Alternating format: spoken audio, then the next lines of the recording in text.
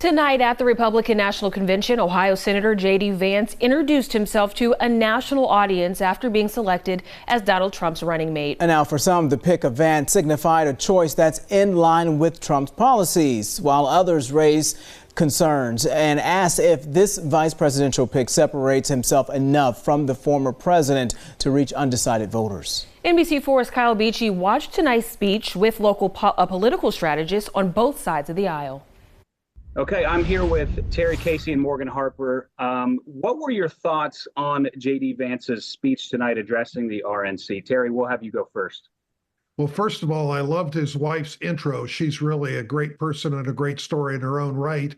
But the most interesting thing, in my opinion, was how he had to balance getting the cheers from Ohio people, but not making Michigan, Pennsylvania, and Wisconsin, all big football foes, unhappy. But he clearly did the job. I think Americans got to know him. And by the way, when he graduated Ohio State, he was summa cum laude. He did much better at Ohio State than I did. In terms of the substance of the speech, I would say that I think there's some warnings for us as a party, as Democrats. I mean, he pointed out some of Joe Biden's record on trade and on some of the economic issues. But the good news is that President Biden and this administration has actually changed course on some of his earlier positions on trade. He's had quite a strong economic agenda. And so there's going to be a lot of counterpoints that if this was in more of a debate format or conversational, I think that we'll have folks in the administration that are going to be able to push back on that, or like Vice President Kamala Harris, for example.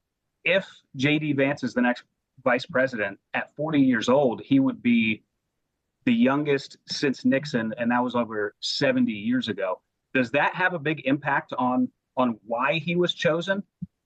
I think that's a key factor because he's the first millennial to be in that kind of position. And the other thing is, as the NBC people noted earlier in the evening, Pennsylvania, Michigan, Wisconsin, those are the pivot states that are most in play. And his blue collar background, his understanding of the pressures that have hit working people there, I think he understands and can articulate their concerns and what the fixes are for the future. He's not even finished with his first term in Congress.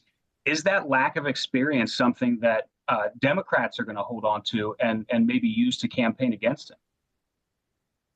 I think we should, and not just a lack of experience as a general concern, but what that actually means is he doesn't have much of a record to point to. What have you actually accomplished? I mean, there was a reporting this morning in one of the national publications about how he hasn't even really been at any job for longer than a year and a half or so. And we are in a very critical moment as a country. We have a lot of serious issues, and it does require an understanding of how government works to do something about them.